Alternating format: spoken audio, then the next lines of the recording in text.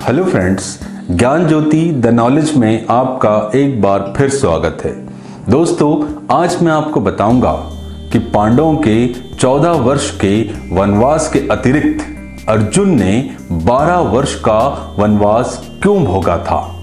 दोस्तों, जब पांडव अपनी पत्नी द्रौपदी और माता कुंती के साथ हस्तिनापुर वापस आ गए, जब राजा धृतराष्ट्र ने उनसे कहा कि आपका और दुर्योधन का आपस में मनमुटाव है, इसलिए आप लोग हस्तिनापुर का कुछ हिस्सा लेकर इंद्रप्रस्थ को अपनी राजधानी बनाओ और युधिष्ठिर को वहां का राजा बनाकर अपना जीवन सुख से व्यतीत करो। दोस्तों, पांडवों को राजा धृतराष्ट्र की ये बात उचित लगी और वे इंद्रप्रस्थ को अपनी राजधानी और अपने बड़े भाई युधिष्ठिर को वहां का राजा बनाकर अपना जीवन सुख से जीने लगे।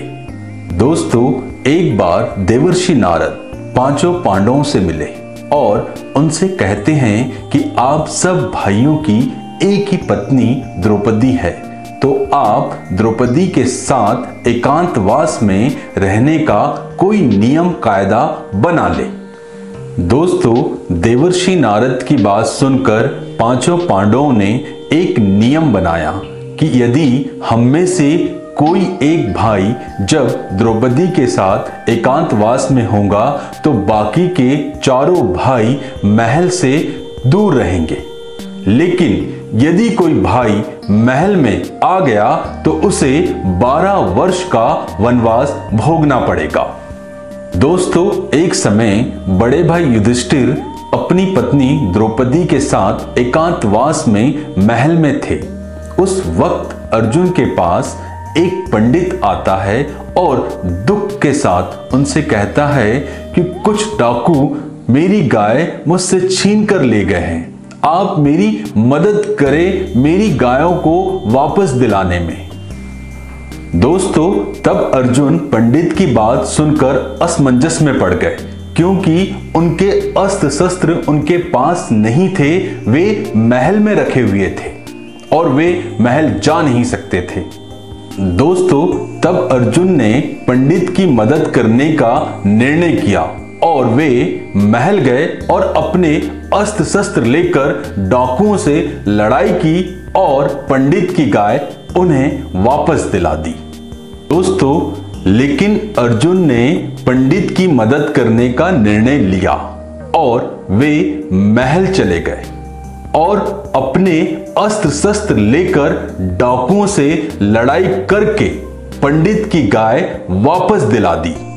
दोस्तों, चूंकि अर्जुन ने नियम तोड़ा था, इसलिए वे युधिष्ठिर के पास आए और उनसे कहते हैं कि मुझे 12 वर्ष के लिए वनवास भोगना है, आप आज्ञा दीजिए। लेकिन दोस्तों, युधिष्ठिर ने उनसे कहा कि तुमने कोई गलती नहीं की है, तुम तो मेरी आज्ञा मांगकर महल में आए थे, मैं तुम्हें क्षमा करता हूं। दोस्तों, लेकिन अर्जुन ने युधिष्ठिर की कोई भी बात नहीं मानी और वे 12 वर्ष का वनवास भोगने चले गए। दोस्तों, अर्जुन ने इस 12 वर्ष के वनवास के दौरान नाग कन्या उलूपी, राजकुमारी चित्रांगदा और भगवान श्री कृष्ण की बहन सुभद्रा के साथ विवाह किया। दोस्तों, आप अर्जुन की इस कहानी को याद रखें और खुश रहे। मैं आपसे फिर मिलूंगा एक और नए नॉलेज के साथ, तब तक के लिए अलविदा। और हाँ दोस्तों, यदि आपको मेरा ये वीडियो पसंद आए तो प्लीज़ इसे लाइक करें और अपने दोस्तों के साथ शेयर करें और मेरे चैनल को सब्सक्राइब करें।